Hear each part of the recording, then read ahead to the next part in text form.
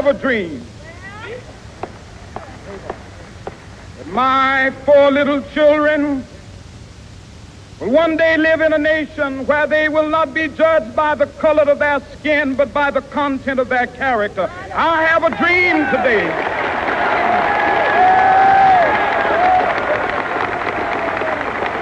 Chers amis, c'est le mardi 22 août que j'ai préparé ce message et j'ai réalisé que le 28 août 2023 sera l'anniversaire du discours de Martin Luther King, « Je fais un rêve ». Il y a 60 ans, devant le mémorial d'Abraham Lincoln, lors de la marche sur Washington, ces paroles ont profondément marqué les États-Unis et l'histoire.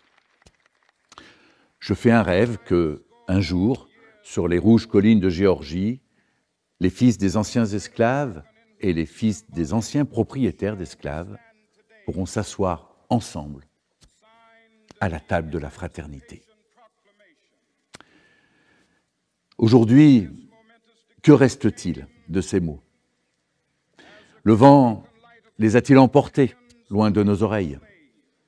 Le temps les a-t-il fait oublier au point que les générations suivantes ne les connaissent même pas? Le racisme est aujourd'hui, malheureusement, un véritable fléau.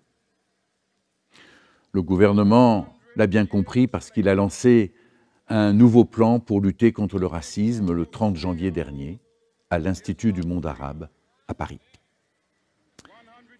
Je connais aussi des personnes juives qui me témoignent de leurs difficultés et de leurs peurs quasi quotidiennes. Certains envisagent de s'installer en Israël tellement il est difficile pour eux de vivre sereinement en France. En août dernier, pendant mes vacances, je suis allé voir l'exposition de Cabu au lieu de mémoire du Chambon-sur-Lignon. Des dessins de l'artiste, lâchement tué par un attentat terroriste le 7 janvier 2015, illustrent la rafle du Veldiv du 16 juillet 1942. Oui, on peut me rétorquer que tout cela, c'est le passé et qu'aujourd'hui, c'est différent. Mais nous savons tous que cela n'est pas vrai. Le racisme se vit différemment, l'esclavage existe toujours dans le monde. Ce qui est peut-être le plus inacceptable à mes yeux, c'est de constater des actes racistes au sein même de l'Église. Il ne faut pas se voiler les yeux et faire comme si on ne voyait pas les attitudes, quelquefois très discrètes, contre des personnes de couleur dans nos communautés.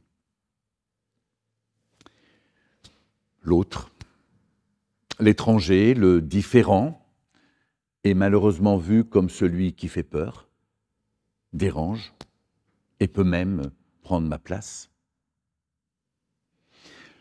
Alors, chers amis, nous qui sommes invités par notre foi à voir l'autre comme un frère, une sœur, comment dire à la fois que toute personne est une histoire sacrée et confesser que nous avons du mal à le vivre et à l'accepter? J'aime beaucoup cette affirmation de la CAT. Ce n'est pas de votre faute si la torture existe, mais si elle recule, c'est grâce à vous. Sur des sujets comme le racisme, la torture, le complotisme, les inégalités, nous pouvons nous engager pour que ces fléaux reculent. En cette date d'anniversaire du discours de Martin Luther King, saisissons-nous de ces mots pour encore et toujours dire, malgré tout, notre espérance. Je fais un rêve. When we allow freedom ring, when we let it ring from every village and every hamlet, from every state and every city, we will be able to speed up that day when all of God's children, black men and white men, Jews and Gentiles, Protestants and Catholics, will be able to join hands and singing the words of the old Negro spiritual, free at last, free at last. Thank God Almighty, we are free at last.